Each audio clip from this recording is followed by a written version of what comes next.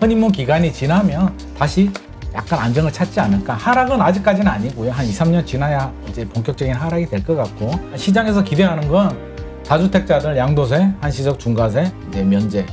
시장이 조금은 여러분이 보수적으로 대처하는 게 좋다. 2, 3년 안에 20%는 무조건 조정받는다고 보고 있고 외부 충격, 아까 말씀드린 그게 있으면 무조건 40%. 오늘 모신 분은 연세대 정경대학원 금융부동산학과 한문도 교수님, 그리고 김인만 부동산연구소 김인만 소장님 모셨습니다. 안녕하세요. 네, 안녕하세요. 네. 안녕하세요. 일단 이제 대선은 끝났고요. 예. 당선인도 이제 확정이 됐습니다. 그래서 앞으로 어떻게 한국의 그 부동산 정책이 바뀌게 될 것이냐, 혹은 어떻게 부동산 시장이 움직이고 있느냐, 이러한 것들을 좀 살펴보기 예. 위해서 오늘 두 분을 모셨는데요. 일단 참고로 말씀드리면 두 분은 좀 개인적으로 아주 가까우시죠?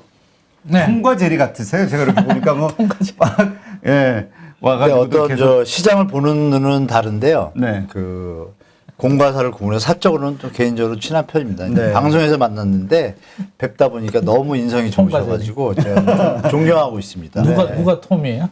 예? 몰라요. 그거는 모르는데 하여튼 두 분이서 이렇게 치고받고 하시길래 그걸 또 이제 보시는 분들은 또 이렇게 오해하실까봐 미리 좀 말씀드립니다. 그래서 조금 격의 없이 이야기를 하더라도 오히려 그게 더 진솔하게 생각을 표현하는 방식이다, 이렇게 좀 이해해 주시고요. 일단 대선은 끝났고요. 우리 정치적인 경제방송이니까 정치적인 이야기는 좀 빼고 일단 부동산과 관련해서 앞으로 어떻게 될 것이다, 윤석열 당선인 때문에 보시는지 먼저 한문도 교수님 이야기해 주시고 가시죠. 네네. 일단 윤석열 후보가 당선이 되시고 나왔으니까 이제 일단 시장에서는 시장 친화적이라고 이제 판단되실 거고, 일단 상승에 대한 기대감이 많으실 거예요. 그리고 이제 반대하시는 분들 입장에서는 집값이 다시 들썩일까 봐 좀 걱정을 하시겠죠.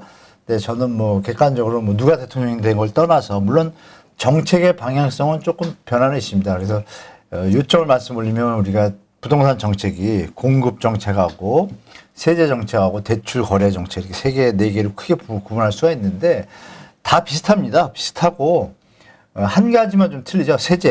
세제하고 뭐 재건축 재개발 완화는 뭐 여야 할 거 없이 다 공약으로 내세웠기 때문에, 또 다주택자 양도세 중과유예도 여야가 공이 다 던졌고 차이점은 세제밖에 없습니다. 세제에서 일단 세제도 보면 뭐 종부세 폐지를 하셨다가 종부세 이제 통합 형태로 좀 말씀을 바꾸셨고, 그러니까 LTV 뭐 대출 완화는 둘 다 두 후보가 똑같이 했는데 거기서 핵심은 겁니다. 그 DSR에 대한 언급이 없습니다. 제가 이제 윤석열 후보 이제 당선이 되셨으니까 차기 대통령이신데 그 후보지 공약집을 좀 꼼꼼히 봤습니다. 봤더니 DSR을 표시를 안 해놨더라고요. 그래서 이게 립 서비스로 끝일 수가 있겠구나. 도리어 이제 시장에는 좀 안정적인 효과가 있겠죠. 그래서 재건축 재개발 완화 부분에 있어서는 제가 보니까 이미 오세훈 시장이 신통기획이라고 해서 한 거에 그 공약집에도 보니까 재건축 재개발에 대해서 일부 지역만 용적률 완화를 뒀지 나머지 지역은 신통기획과 차이가 없어요.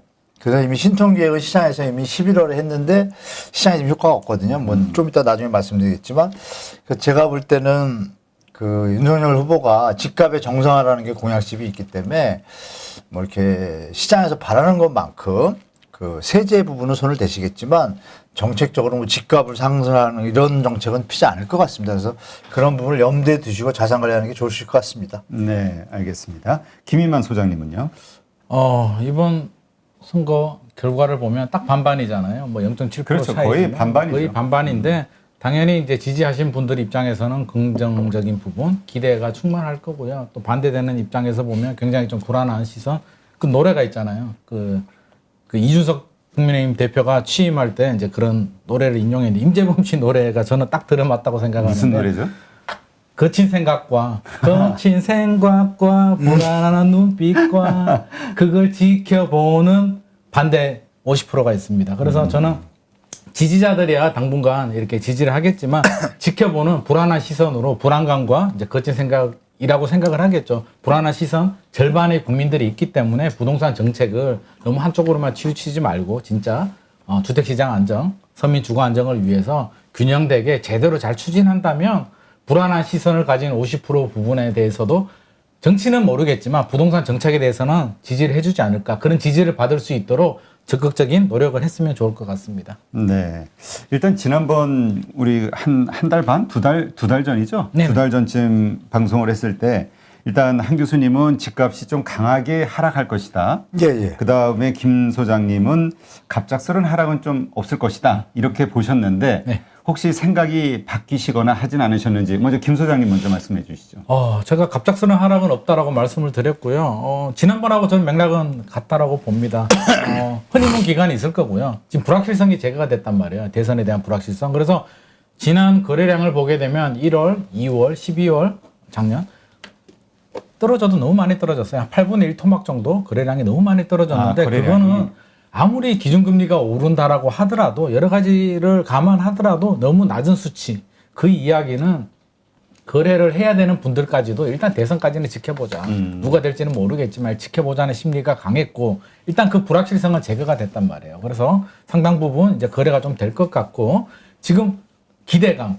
당장 뭐 정책이 실행되는 건 아닙니다. 아직 뭐 취임을 한 것도 아니고요. 인수위에서 여러 가지 장밋빛 전망이라고 해야 될까 여러 가지 긍정적인 규제 완화의 시그널들이 나오기 때문에 심리적으로 좀 많이 풀릴 것 같다라는 기대감이 크면서 저는 이 허니문 기간을 3에서 한 6개월 정도 보고 있습니다. 그래서 제가 기술적 반등은 된다라고 했고요. 그게 어느 정도 폭인지는 모르겠지만 최근에 체크를 해보니까 재건축 단지들은 호가가 뭐 1억 오르고 뭐 이렇다고 합니다. 그래서 당분간은 3개에서 6개월은 좀 반등을 할 것 같고요.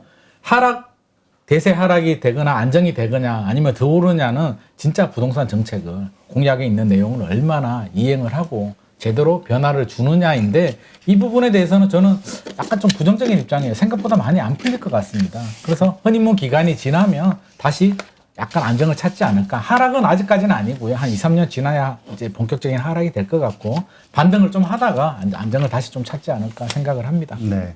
하긴 뭐 지금 그런 뉴스도 나오고 있잖아요. 공약을 다 이행하면 나라가 망한다. 뭐 그런 이야기도 좀 회자되고 있는데 네네. 일단 소장님은 이제 일단 그런 방향으로 지금 네. 지켜보시는 거고요. 어떻게 보세요, 한 교수님은? 그러니까 제가 여기 나온 게 한 달 먼저 한 1월 말 1월 말경이었을 거예요. 근데 1월 그때 저는 하락할 거라고 봤고 뭐 아시겠지만 지표상으로 1월 그 마지막 주부터 하락으로 전환했습니다. 서울이 아파트가 뭐 지방도 그거에 뭐 맞춰 생각하시면 될 텐데 시청자분들은 7주째 하락했습니다. 저번 주까지 연속 2달째요. 좀 우리가 유의미하게 봐야 되는데 우리 소장님이 거래량 말씀 주셨잖아요. 네. 거래량도 보면은 제가 말씀드린 대로 10월부터 점점 하락하더니 제가 그 당시에 이렇게 얘기 드렸습니다. 2월, 3월 거래량이 중요하다. 대선과 상관없이 이 역대 대선에서 이슈나 뭐 어떤 심리적인 호재는 있을지 모르지만 실제 시장에서는 그것이 안 받아들이는 경우가 너무 많았다. 그래서 그걸 좀 보시라 그랬는데 지금 거래량이 말씀 주신 대로 정말 안 받쳐줍니다. 지금 11월, 11월이 1300대로 뭐 제가 말씀드린 대로 뭐 IMF하고 그 몇 차례 아닌 그 수준 이하로 내려왔고 역대 최저까지 찍었습니다. 찍었는데 지금 12월, 1월이 지금 1126개를 찍어가지고 저희가 끝나고 나서 이제 제가 보니까 1100개 결국 1000대에서 머물렀고 근데 이제 2월이 하고 3월이 되게 중요하다고 제가 말씀드렸는데 2월이 지금 이제 보름 남았거든요. 네. 보름치가 더 지나면 한 달 유예가 있으니까 계산하면 되는데 보통 통상적으로 제가 말씀드린 게 1126개가 나올 때 그 전에 15일 정도가 되면은 한 8, 900을 찍습니다. 그러면 1100개가 나와요. 지금 시점에서도 8, 900개가 나야 1100개가 나오는데 지금 630개입니다. 아, 많이 그러니까 떨어졌네요.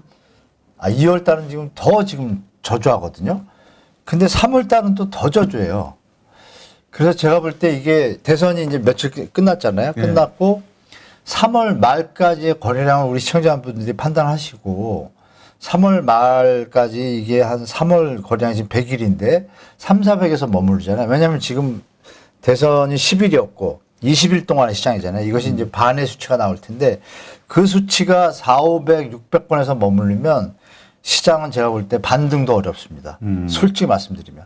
반등하는 척하고 물론 시장 친화적인 언론들에서는 이제 뭐 호재들을 많이 나열하실 텐데 실제 시장에 수요자들이 부담할 능력이 돼야 되는데 이 금리나 우크라이나의 전쟁 이렇게 불안한 요소들이 많다 보니까 쉽게 안 움직이시는 것 같아요. 제가 볼 때. 지금 주식시장도 지금 약세를 보이고 있고 그런 부분을 감안할 때 갑자기 부동산에 들어가기에는 약간 부담된다라는 수요가 지금 많은 것 같고 사전 청약이 제가 볼 때 관건입니다. 사전 청약이 이제 또 3, 4, 5월에 할 텐데 그때 만약에 그쪽으로 수요자들이 많이 쏠린다고 하면 우리 시장에서 생각하는 대선 이슈로 인한 그 반짝 상승은 의외로 빨리 식을 수도 있다. 못 버티고. 근데 그것이 버텨주면 제가 볼 땐 7월에 그 임대차 만료 그거 있지 않습니까? 그 이슈가 있는데 그거하고 해서 제가 볼 땐 보합해서 또 다시 1, 2% 오를 수 있지만 그때도 거래량만 보시면 됩니다. 거래량이 만약에 4, 5천을 못 넣으면 제가 볼 때 끝난 겁니다. 대세하라고 접어들었다고 판단하면 제가 볼 때 합리적인 판단이라고 저는 개인적으로 보고 있으니까 그 거래량을 좀 잘 보시기 바랍니다. 네. 그러니까 지금 거래량이 확 줄어드는 이유를 네. 우리 한 교수님은 시장이 대세 하락으로 가는 과정에 일어나는 현상으로 보시는 모든 거고, 지표들이 다 우리 나타나고 김 있을 거예요. 소장님은 이거는 그냥 대선을 앞두고 눈치 보기 이 구매자들 혹은 매도자들 이 집주인들의 어떤 눈치 보기 때문에 지연된 것에 불과하다 이렇게 해석을 하시는 것 같은데 네. 이 한 교수님의 의견에 대해서 어떻게 보세요? 일정 부분 공감하는 부분이 있고요. 또 너무 과하다고 생각하시는 하는 부분이 있는데 공감하는 부분은 사실 서울 집값이 많이 올랐어요. 7년, 8년 연속 상승했기 때문에 상승에 대한 필요가 분명히 존재하고요. 우리 그 벌집 순환 모형 이론 보더라도 상승기 마지막 아니면 침체기 진입 정도로 왔기 때문에 왔죠. 그래서 어느 정도 꺾일 때가 됐는데 이제 대선까지 겹치게 되면서 사상 최저의 거래량을 기록했고요. 그래서 그러면 앞으로 이제 계속 하락이냐, 대세 하락이냐고 본다면 저는 그렇지는 않다. 떨어지는데도 시간이 필요하고요. 앞서서 제가 2, 3년 정도 얘기했듯이 저는 떨어지는데도 한 3년 정도 시간이 필요하다라고 보거든요. 그러면 지금은 중간중간에 반등도 있을 거고요. 보합에서 반등도 있다가 약간 소폭 하락도 있다가 그런 과정을 한 3년 거치는데 지금 이제 교수님 말씀하신 부분에 대해서 앞으로 거래량이 뒷받침이 않으면 이제 본격적으로 하락을 할 것이다라고 했는데 3월에도 이제 거래량이 갑자기 늘어나지는 않을 겁니다. 기대감은 이제 불확실성은 제거가 되고요. 기대감은 했지만 시장에서 기대하는 건 다주택자들 양도세, 한시적 중과세, 이제 면제 좀 기회가 됐을 때 팔고 싶기는 한데 양도세 중과세 내고는 못 팔겠다라는 분들이 있고요. 살려는 분들도 대출 규제 좀 풀리면 또는 취득세 감면이라도 되면 나 조금이라도 혜택이라도 보면 그때 나 움직일란다 하시는 분들이 있기 때문에 사면 안 돼. 지금 무조건 팔아야 돼. 이렇게 하지는 않거든요. 그 정도 단계까지는 오지 않았기 때문에 한 2달, 3달 지켜보면서 그런 규제 완화, 일정 부분 필요한 규제 완화가 나오면 저는 거래량은 좀 늘어나리라고 봐요. 늘어나다가 이제 결국에는 뭐 어느 정도 한 3개월 늘어나다가 이제 나중에 또 어떻게 될지는 모르겠지만 또 국회 동의가 필요한 부분도 있고 여러 가지 변수들이 많긴 한데 저는 계속 대세 하락으로 보지는 않습니다. 거래량이 계속 이렇게 줄어든다? 그렇게 되기에는 지금 시장의 분위기라든지 아직까지 기대 심리가 남아있고요. 심리가 지금 안 팔면 안 돼. 큰일 났어. 이런 심리는 아니기 때문에 일단 지켜봐야 돼요. 그건 저는 개인적으로 반대인데요. 네. 지금 안 팔면 큰일 난다라고 하는 분들이 일부 있습니다. 그건 일부잖아요. 네. 그 일부가 시장을 지금 많이 좌지우지하고 있습니다. 그 얘기 뭐냐면 시장에 2달, 3달 내놔도 집 보러 오는 사람이 없는 집이 많습니다.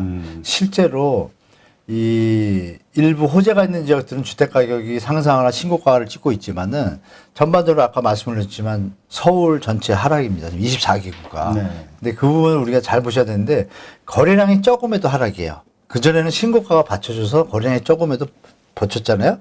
그럼 지금 대선 이슈가 있고 호재가 있고 이런데, 그러니까 제가 이제 눈에 말씀드리지만 3월달 거래량이 저는 아주 중요하다고 봐요. 일단 저는 이게 시장이 참여자들의 어떤 부담 능력이 좀 한계에 다다랐다는 게 판단이 좀 개인적으로 쓰는 게 금리 인상의 여파가 이렇게 큰 적이 없었어요. 왜냐하면 노무현 정부 때 기억하시겠지만 그때 4% 5%를 시절에도 네. 금리 올려도 집값이 폭등을 했어요. 그건 뭐냐면 살 여력이 있으니까 그리고 미래에 올라갈 거라는 기대감이 존재하기 때문에 가능하거든요. 부담할 수 있는. 근데 지금 그게 두 개 다 그런 요인들이 정당한 수준이 아니라 다 안 좋은 지표로 나타나기 때문에 수요자들이 지금 완전히 물러섰다고 저는 보는 거예요. 그 와중에 아시겠지만 그 일시적 일가구 이주택 양도세 비과세를 활용해서 투자나 투기를 하신 분이 많은데 그분들이 조정지역에 해당되는 분들이 1년 안에 팔지 않으면 양도세 중과 대상인데 지금 말씀 주신 중과 유예하고 겹쳤어요. 근데 이분들이 생각할 건 뭐냐면 이거죠. 지금 파는 게 난지 중과가 유예된다고 할 때 집값이 버틸지 안 버틸지 판단을 못 하는 거예요. 만약에 하락세라 그러면 중과 10%만큼 내려간다면 지금 파는 게 낫잖아요. 피곤하지 않으니까. 그런 부분에서 우리가 볼 게 뭐냐면 거래량은 줄었는데 매물이 상당히 늘었어요. 서울의 아파트 매물이 제가 1년 반 전이죠. 그죠. 허위 매물 신고자 하고 나서 그때 최대치가 6만이었어요. 네. 그 아파트 매물만 한 3만 7, 8천이었고요. 지금 매물이 지금 3, 40%, 50%가 늘었습니다. 근데 그게 줄지를 않아요. 근데 말씀 주신 다주택자들, 2주택자, 3주택자는 작년부터는 매물을 접어들었어요. 접어들었음에도 매물이 안 줄어요. 그 얘기 뭐냐면 다주택자 말고 말은 다주택자죠. 2주택자인데 일시적 2주택자로 비과세 대상 그분들이 지금이 아니면 못 팔겠구나라고 판단한 분들이 물건을 내놓고 있다는 얘기죠. 결론적으로. 그런데 매수자가 안 붙어주니까 이게 계속 시장에 적체되어 있는 거예요. 아시겠지만 그러면 지금 입주 물량이 부족하다고 작년에 엄청 얘기했잖아요. 폭등해야 되잖아요. 네. 왜 폭등을 안 하냐면 시장에서 신축 입주 물량이 부족할 때 재고 물량도 부족하면 지금 폭등할 수 있어요. 그런데 재고 물량이 워낙 많다 보니까 입주 물량이 좀 부족한 거를 상쇄하고도 시장이 반등할 수 있는 힘이 약해진 거죠. 쉽게 말하면. 저는 그렇게 판단하는 게 더 합리적이지 않나. 왜냐하면 재개발, 재건축에서도 재건축이 지금 신통기획이 발표했거든요. 11월에. 그리고 윤석열 후보가 된 지 지금 일주일 됐잖아요. 너무 반대로 하죠. 일주일이 됐는데 제가 어젯밤에 8.15를 위해서 재건축 현장 매물 거래량과 실거래를 체크하고 왔습니다. 네. 여의도의 시범 아파트가 신통기획 11월에 후보지로 발표가 되고 신문에 난리가 났어요. 그 이후로 거래량이 하나도 없습니다. 이거 어떻게 설명할 겁니까? 어떻게 우리 소장님한테 여쭤볼게요. 그걸 어떻게 설명할까요? 호재가 있는 데다가 그러면 윤석열 후보가 된 지 일주일이 돼 갑니다. 옛날 같으면 정상적인 시장, 주택가격이 적당하고 뭐 저축한 것도 있고 대출도 상태도 양호하고 이런 상황이라면 이게 좀 난리 나는 거 정상 아닌가요? 그런데 하나도 거래가 없는데 여기만 그러냐? 압구정 재건축 단지가 24개 단지인데 딱 2개 단지만 하나씩 거래돼 있습니다. 2월 달에 그것도 3월이 아닙니다. 실수요죠. 상계동도 마찬가지예요. 이걸 어떻게 설명하겠습니까? 잠실주공도 단 2개. 거래가 안 되는 건가요? 안 되잖아요. 매물 자체가 없는 건 아닐까요? 매물은 널려 있습니다. 몇십 개가 안 되는 이 현상을 저 혼자 많이 고민한 거예요. 아니 이게 왜 거래가 안 될까? 저번에 한번 말씀드린 다른 방송에 말씀드렸는데 그 돈이면 맨하탄 지금 투자하러 왔습니다. 실제로 PB센터, NH센터 후배 두 분한테 제가 NH라면 안 되지. 어딘지 잘 기억은 안 나는데 후배님한테 전화를 드렸어요. 센터장한테. 지금 강남 하느니 맨하탄 사러 가자 하고 실제로 가고 있어요. 한번 여러분 뉴스에 찾아보세요. 뉴스에 강남 VIP들 해외로 이거 있습니다. 그러면 그분들이 왜 해외로 갈까요? 역으로 해외 투자자들은 지금 우리 걸 안 사요. 이런 것도 같이 보시면 시장이 조금은 여러분이 보수적으로 대처하는 게 좋다. 저 다시 한번 강조해서 말씀드려요. 조금 더 본 다음에 시장을 판단하셔도 늦지 않다라고 말씀드릴게요. 자, 우리 한 교수님 말씀 들어보면은 네. 그럴 것 같거든요. 우리 소장님 반론을 소장님은 들어요. 어떻게 여기에 대해서 반론을 제기하시겠어요?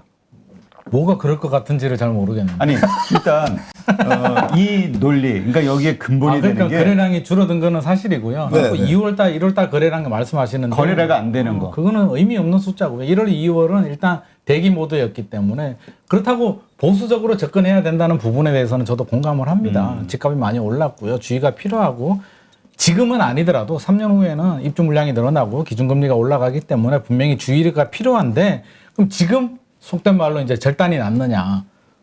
기준금리 아직 이제 시작이거든요. 올라가는 단계고요. 네. 미국이 지금 이제 3월이죠. 기준금리 얼마나 올릴지는 모르겠는데 0.25로 올릴지 0.5로 올릴지 1을 올릴지는 모르겠지만 미국도 경제에 주는 영향 때문에 그렇게 파격적으로는 지금 못 올릴 것 같습니다. 단계적으로 올리는데 한 3년 시간이 필요합니다. 그래서 그 노무현 정부 시절 보면 이제 기준금리가 올랐는데 주택을 많이 샀다라고 하는데 그때는 이미 기준금리가 올라가 있었고요. 지금은 저금리 상태에서 순차적으로는 올라가겠지만 우려는 있지만 아직 본격적으로 상승은 안 했고요. 최근에 주식시장을 보면 부동산의 선행지표인 주식시장도 이제 약간 반등하는 분위기고 저는 아파트 시장은 심리라고 보거든요. 결국에는 심리의 밸런스, 수요와 공급의 밸런스인데 자, 공급하면 두 종류가 있잖아요. 입주 물량. 입주 물량은 당장 안 나오는 거는 기정사실이고요. 자, 그러면 다주택자들이 매물을 얼마 놓느냐에 따라서 공급이 결정이 될 것 같고 수요자 입장에서 본다면 두 가지 측면에서 저는 접근을 해야 된다고 봐요. 하나는 구매 능력. 대출 규제나 소위 말해서 살 사람들은 많이 샀고요. 사실 그건 사실이니까. 대출 받아야 되는 분들 소득이 뭐 연봉은 괜찮은데 LTV나 뭐 DSR이 나오더라도 LTV에 걸린 분들 실제로 대출 받기가 어렵고 내 돈 부모님한테 좀 도움을 받아야 되는데 사야 될 분들도 잘 못 사고 있는 상황은 분명히 있고요. 그래서 말씀드렸듯이 윤석열 당선인께서 살 수 있게 얼마나 만들어 주느냐. 실수요자 생애 최초 LTV 80%까지 해주느냐. 물론 해준다라고 했는데 해줄지는 모르겠어요. 지켜봐야 되겠지만 그런 걸 수요자들이 지금 지켜보고 있다는 거죠. 그래서 좀 지켜봐야 되고 저는 지금 사면 안 돼. 이렇게 생각하시는 분들이 일부 있고 꼭 팔아야겠다는 분들도 있겠지만 전체적인 분위기를 보면 당장 팔아야 돼. 절대 사면 안 돼. 이런 분위기는 저는 아니라는 거죠. 그래서 시장 분위기만 조성이 되면 거래량은 충분히 예전처럼 뭐 10,000건까지는 안 가더라도 3,000에서 5,000건까지는 저는 반등 가능하다라고 보고요. 물론 그 기간이 지나면 여러 가지 어려움은 있을 거예요. 지금 사실 약간 걱정되는 건 기대감을 너무 많이 주고 펌프질을 너무 하는 게 사실 뭐 종부세도 뭐 폐지될 것처럼 이야기하는데 그게 쉽지 않거든요. 그래서 그렇죠. 뒤에도 말씀드리겠지만 너무 과도한 기대감은 안 되겠지만 너무 지나친 위축 당장 지금 끝날 것처럼 생각하지는 마시고요. 분명히 반등은 있습니다. 또 조정기는 있겠지만 그래서 좀 차분하게 지켜보면서 허니문 기간이 지나면 정책이 어떻게 될지, 미국의 기준금리는 어떻게 될지, 우크라이나 전쟁은 어떻게 될지 지켜보면서 판단해도 저는 늦지 않다라고 봅니다. 네. 자, 그러면 일단 아까 한 교수님이 얘기하셨던 네. 이제 재개발, 재건축에 대한 기대감이 확 떴잖아요. 네네. 그러니까 이제 여의도하고 강남, 압구정 네. 이쪽이 아마 가장 큰 호재를 받는 지역 중에 하나가 될 텐데 네. 여기에 거래가 일어나지 않고 있는 현상 자체는 어떻게 보시나요? 이제 일주일 됐잖아요. 아직은 대통령 시간이 당선됐다고 필요하다? 지금 당장 돈 사들고 가나요? 대출 규제가 풀리지도 않았는데. 저는 이게 반대입니다. 근데 일주일 됐다 그러셨잖아요. 일주일이 아니에요, 소장님. 왜냐하면 그럼 열흘 됐나요? 윤석열 공약집의 내용을 보면 재건축, 재개발 완화 딱 해놓고 뭐라고 되어 있냐면 두 가지예요. 일기 신도시 리모델링 그 완화하는 거하고 두 가지를 딱 써놨는데 공약집에 거기다 뭐라고 박아놨냐면 신통기하고 똑같습니다. 이 재건축의 핵심이 구조 완화라는 건 용적률 완화하고 정밀진단 재건축할 수 있는 그 통과를 완화해 주는 거거든요. 근데 정밀진단 부분에서 이제 구조 안정성하고 건축 설비 노하우하고 주거 환경 그리고 마지막에 비용인데 여기서 구조 안정성이 50% 했어요. 근데 그거를 신통기획에서 30% 줄였어. 그리고 주거 환경을 30% 올렸기 때문에 웬만한 단지가 30년이 넘어가면 해당이 되는데 이 부분을 11월에 했단 말입니다. 오세훈 시장이 해가지고 이미 그 공약을 딱 주결표하면 거의 똑같아요. 그래서 하는 거를 서울시와 협력해서 좀 더 이제 신속하게 할 수는 있는데요. 이 신속통합기획의 그 안도 올 6월이나 9월에 국회를 통과해야 됩니다. 그때까지는 국회를 또 통과 안 하면 또 머리 아픈 거예요. 법안이 연결되는 게 있거든요. 그 부분에 대해서 노영욱 장관하고 이미 협의는 했어요. 했기 때문에 될 거라고 봐요, 저도. 근데 공급이랑 확대라는 측면에서. 그런데 그 정도 움직였다라면 시장이 움직이는 게 정상인데 제가 여지껏 30년 동안 온 걸 보면 너무 안 움직이는 거예요. 그래서 시장에서 가서 물어보면 일단 사는 사람은 있어야 뭐 팔 거 아닙니까? 그러니까 그러면 일단 이 부분에 대해서 우리가 시장을 다른 측면에서 한번 판단해야 된다. 이거는 제가 말씀드린 가격이 임계점이다. 잠시 조정을 거칠 거다. 물론 일주일이라고 그러셨는데 그것도 맞는 일주일이지. 말씀인데 그러니까 제가 드린 말씀이 그거죠. 그러면 3월 말까지 봤는데도 그렇다라면 이거는 제가 드린 말씀이 맞는 것이 합리적이지 않을까라고 말씀드린 거고 만약에 조금 움직이다라면 소장님 말씀이 조금 이제 긍정적으로 받아들이고 그걸로 시장에. 한번 지표를 보자. 네. 저는 근데 소장님 네. 그 말씀하시기 전에 이런 부분은 어떻습니까? 그러니까 이제 거래가 일어나지 않는다. 반대로 그러니까 그 말씀은 더 오를 거야 라고 기대감을 가진 사람들이 확 나와 있는 매물을 잡아야 되는데 이게 안 한다는 얘기잖아요. 지금은 그렇죠. 예. 근데 반대로 네. 내놓은 사람들도 그럼 오를 거라는 기대감으로 걷어들이죠. 다시 물건을 걷어들여야 되잖아요. 네네. 이 현상은 잘 안 어떻습니까? 걷어들이잖아요. 안 걷어들이는데 지금 지켜보고 있는 거지. 안 걷어도 아까 제가 그러니까 왜 예전에는 걷어들이지 않았어요. 일주일 전에 윤석열 당선인이 될지 이재명 후보가 될지 알고 계셨나요? 네. 몰랐죠. 0.7%지. 몰랐는데. 아무도 모르지. 그러니까 국민들은 그 불확실성 때문에 지켜보고 있었지. 윤석열 당선인이 한 20%포인트 정도 앞섰다라면 시장은 이미 반응을 했겠죠. 선거 끝나고 지금 끝나고 이제 일주일이니까. 됐잖아요. 그럼 난리가 났어야죠. 일주일 안에 난리 나기에는 바뀐 게 없잖아. 기대감 하나만 가지고 난리가 난다. 대출 예전에는 규제는 난리 그대로 있고요. 났죠. 근데 이제 예전에는 규제가 이렇지 않았지. 한 교수님 의견은 이제 이미 공약집을 통해서 그러한 것들이 알려졌으니 바로 그렇죠. 일어나야 된다는 예, 말씀이에요. 아니요. 사람들은 이제 윤석열 당선인이 됐기 때문에 지금 지켜보는 거지. 아, 공약 내용대로 얼마나 규제가 풀릴까, 대출 규제가 풀릴까에 대한 맞는 말씀이에요. 기대감을 가지고 있는 기대감 거지. 가지고 있는데 그 내용을 정확히 모르잖아요.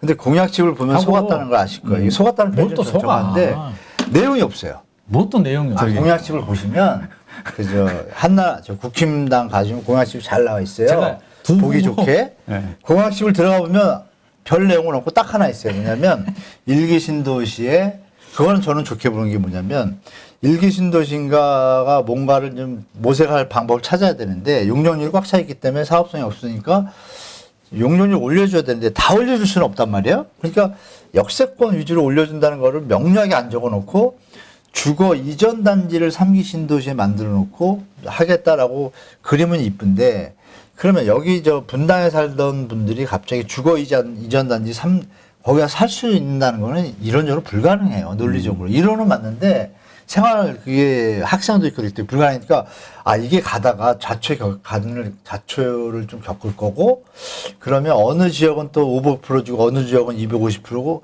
이게 시끄럽겠구나 하는 생각이 딱 드는 용적률에 거예요. 대해서. 네네. 그래서 이게 그럼 한계가 있겠구나라는 판단이 드는 거죠. 저는 이게 예전에 했던 용적률 완화의 폭도 한계가 있을 것이고 분명히 정부에서 추진했던 용적률이 늘어난 부분에 대해서 조합원들이 다 수익을 갖게 되면 이것도 비판을 받잖아요. 특혜라고.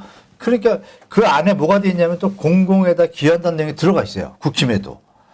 결론은 이게 모양만 틀리지 내용은 똑같구나라고 저는 이제 판단을 한 거죠. 저 민주당이나 똑같아요. 국민의힘이나 차이가 똑같다. 없어요. 네. 일단 그 공약이 얼마나 현실 가능성이 있느냐 부분은 조금 이따가 다루도록 네. 하고요. 그러니까 어쨌건 지금 예시로든 이 지표 아직은 김 소장님은 아직 일주일만 가지고는 판단하기 어렵다. 좀 더 어느 달라지지 정도의 않고 시간이 있다고. 필요하다고 보세요? 저는 2주 뒤에 3개월에서 다시 한번 6개월은 봐야 있어야 돼요. 되는 거고. 3개월에서 일단 얼마나? 기대감 때문에 2주?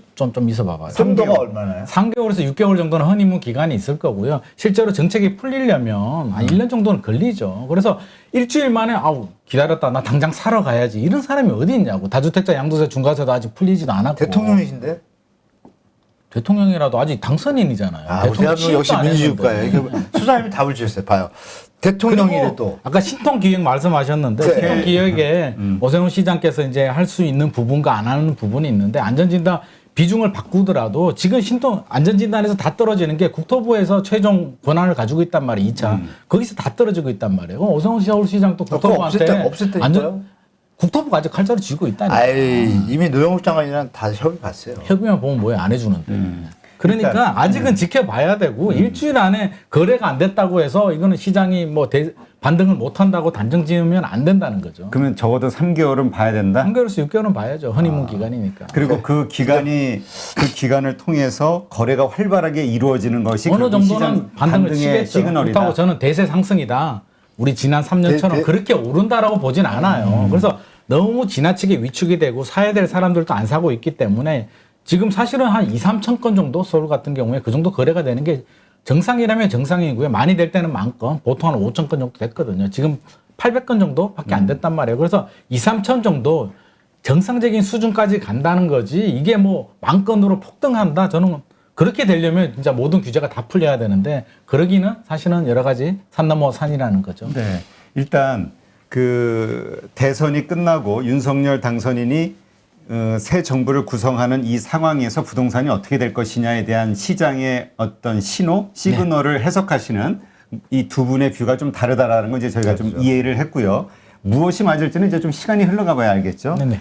일단 그러나 분명한 거는 한 교수님은 이제 좀 빠르게 하락할 것이다. 그러니까 빠르게 지금서부터 하락할 것이다. 급격한 이렇게 이해하면 되나요? 급격하다고 저는 한 적은 없고요. 그냥 항상 하락한다. 네네 기술적 반등을 가지고 있고 장기적 대세에 들어섰다.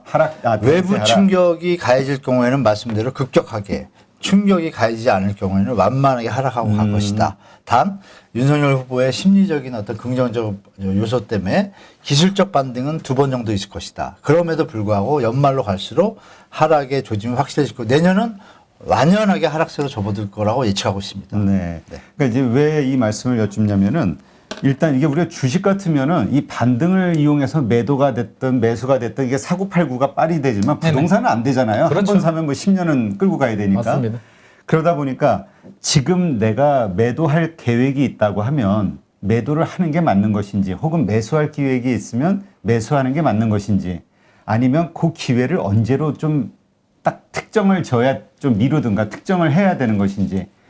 왜냐하면 김 소장님도 장기적으로는 하락, 3년 이후서부터는 하락으로 갈 것이다 라고 네. 보시는 거잖아요. 네네. 그러니까 일단 큰 그림에서는 두 분 다 하락할 것이다로 본단 말이죠. 3년 후에. 3년 후에. 네네. 그리고 지금서부터. 저는 지금부터 시작이다. 예. 그렇다면 일단 이 하락이 어느 정도 될 것이냐에 대한 각자의 생각을 좀 한번 해주시죠. 어느 정도 하락할 것이라고 보세요? 3년 후부터 시작이 된다면 김 소장님은? 저부터요? 네.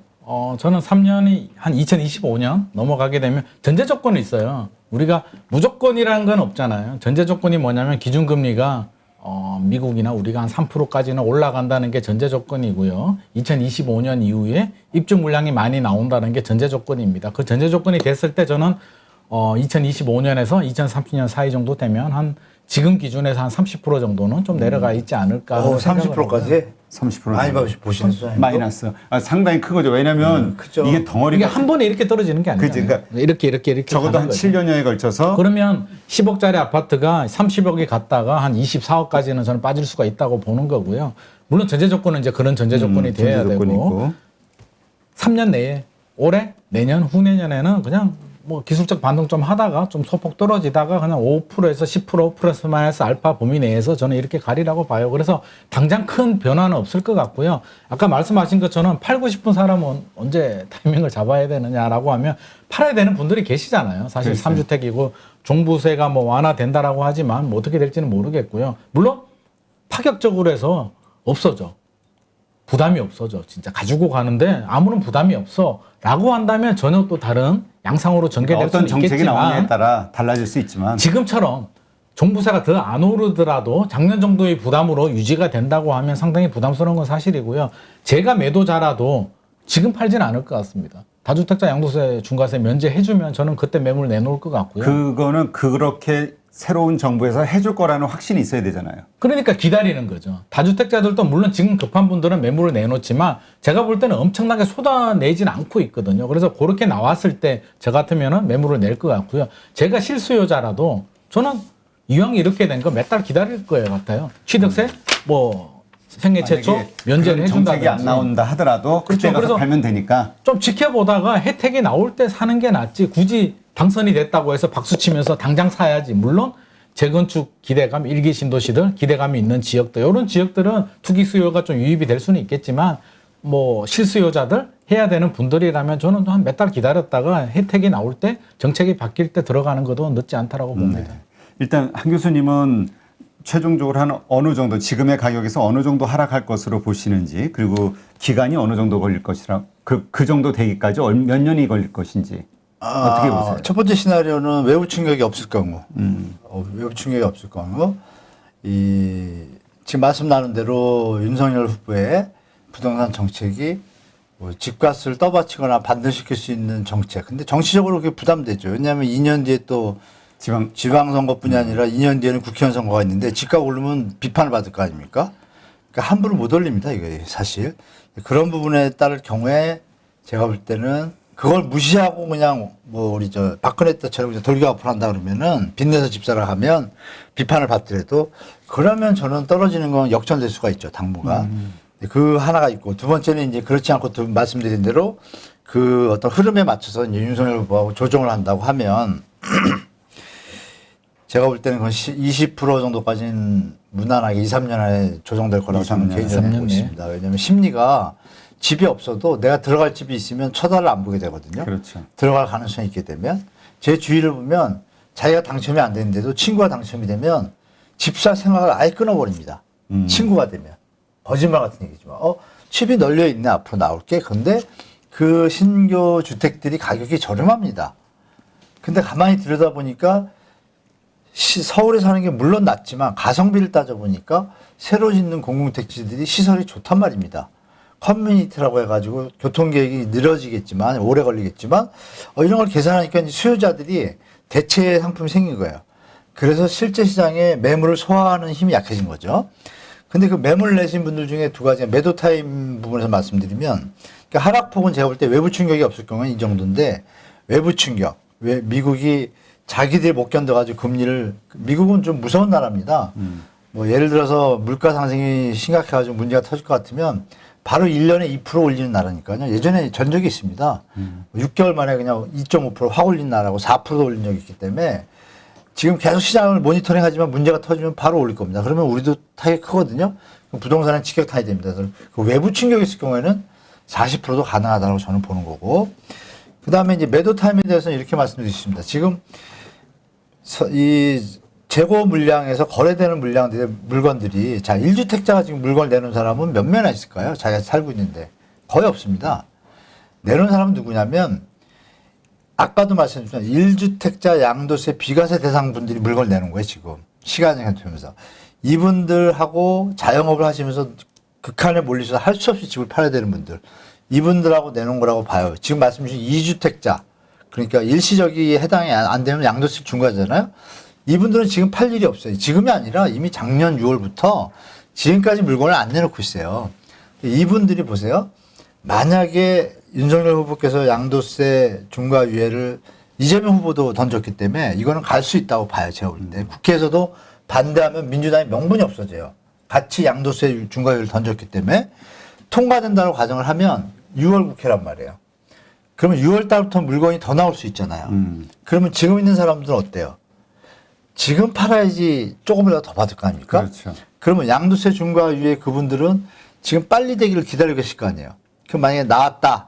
자, 말씀 주신 대로 3년 뒤에는 하락할 가능성이 높다고 하시면 시간이 별로 없잖아요. 그렇지. 제가 볼 때는 만약에 양도세 중과 유예가 딱 터지는 순간 주택시장이 급격하게 안정될 수도 있어요. 역으로. 그러나 뭐 시장 왜곡 세력이나 이런 세력들이 또 조작을 해가지고 뭐 물건이 없고 매물 들어가고 이거 뉴스 많이 나올 겁니다. 100%.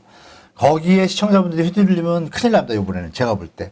이거는 제가 볼 때 여러 가지 경제 지표를 볼 때 주택 구입을 유지할 수 있는 가능한 지금 가격대가 아니에요. 제가 볼 때는. 제가 개인적인 생각입니다. 그래서 제 생각도 있지만 다른 것도 보시고 저는 개인적으로 그렇게 생각하니까 저는 2015년에 조정을 겪을 거라고 생각했는데 조정을 안 겪었잖아요. 이것도 말씀드리겠습니다. 우리가 2008년 금융위기 이후에 다른 나라들은 20, 30% 하락을 겪었습니다. 2008년부터 12, 13년까지. 그랬죠. 20, 30% 다우닝 된 다음에 지금 다시 60, 70% 오른 거예요. 다들. 미국도 그렇고 영국도 다 똑같습니다. 근데 우리는 그걸 조정을 못 거치고 1, 2% 이명박 때 한번 4% 낮춰가지고 평균으로 하면 거의 0%예요. 조정을 못 거친 상태에서 또 올랐어요. 미친 집값에서 지금 또 올랐단 말입니다. 그래서 주택 구입 부담 지수도 역대 최고치가 나온 거고, 그래서 저는 여러 가지 지표가 금리가 하락할 리는 없잖아요. 인상의 압박이 있지. 이런 걸 계산하면 제가 볼 때 경제가 좀 살아나기 전까지는 당분간은 약세를 보일 수밖에 없다. 이건 뭐 저는 제가 볼 때 그러니까 그래서 100% 저는 확실합니다. 예. 지금서부터 2, 3년 안에 한 20% 정도 하락할 것이다라고 기본이 생각하시는, 20%죠. 예, 기본이. 근거가 이제 그거라고 이해를 하겠습니다. 제가 궁금한 이거에 게요. 대해서 다른 의견 있으시면. 다른 의견도 의견이지만 궁금한 게 제가 아까 네네. 한 3년 후부터 떨어지면 한 떨어질 30% 떨어질 거라고 해서 교수님이 깜짝 놀라는 표정을 지었는데 교수님은 2, 3년 내에 20% 떨어진다고 하니까 네네네. 교수님이 더 파격적인 것 같은데 네. 그러면 3년 지나고 2, 3년 내에 20% 떨어지고 그다음 안 떨어지나요? 더 떨어질 수도 있어요. 그다음 얼마나 떨어진다고 보시나요? 최대 40% 본다고 모든 방송에 얘기했습니다. 최대 40%. 그러면 20% 떨어지고 3년 후에 또 20% 떨어진다는 말씀이신가요? 전체 합해서. 지금 시세 대비 최대 40%, 미니멈 20%. 그러니까 그 2, 3년 안에 아니면은 40%까지. 2, 3년 내에 20%. 저는 2, 3년을 안 보고 아까 2, 3년 40%까지는 2, 3년은 20%. 20% 보고 지금 외부 2025. 충격, 그러니까 자, 정리할게요. 2, 3년 안에 20%는 무조건 조정받는다고 보고 있고, 외부 충격, 아까 말씀드린 그게 있으면 무조건 40%. 근데 외부 충격이 없더라도 입주 물량이 나오기 시작하거나 내부 충격이 있을 수가 있잖아요. 우리가 모르는 변수, 뭐 LG 카드 사태 이런 것처럼 딱 터지면 그냥 우리 자체적으로도 40%. 그러니까 20%에서 40%를 보는데 기간을 20%는 저는 한 2, 3년 안에로 보는 거고 40%는 6, 7년 보면 40%도 가능하다고 본다. 근데 그 안에 외부 충격이나 내부 충격이 터지면 그때 바로 40% 갈 수 있다라고 보는 거죠. 그럼 10억짜리 제가 아파트라고 정리했습니다. 본다면 2, 3년 내에 8억 갔다가 또 그 이후에 6억까지 떨어져서 가죠. 5억, 6억까지 6억까지는 떨어진다. 네, 6까지 가능하다고 봐요. 예. 네.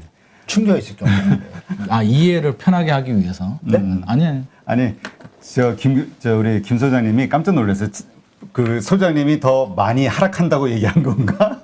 그건 아니고 저는 소장님이 하락한다는 대세를 봤는데 그 폭을 30%까지 보시는지 몰랐고 한 반등을 거치다 20% 정도로 생각하시는 줄 알았는데 30%를 딱 말씀하시니까 소장님도 30%면 저는 더 확신을 갖는 거죠. 2, 3년 후에 2, 3년 후에. 자, 어쨌건 현재 시장을 바라보시는 두 분의 생각은 이렇다는 거 저희가 이제 좀 이해를 하겠습니다. 이것이 맞고 틀리고는 이제 앞으로 전개되는 상황들을 보면서 우리가 이렇게 한 번씩 체크해 볼 수 있겠죠. 누구나 1시간 안에 200개 종목에서 좋은 종목을 고를 수 있는 그런 능력을 배양할 수 있도록 제가 도와드리려고 그렇게 하고 있습니다.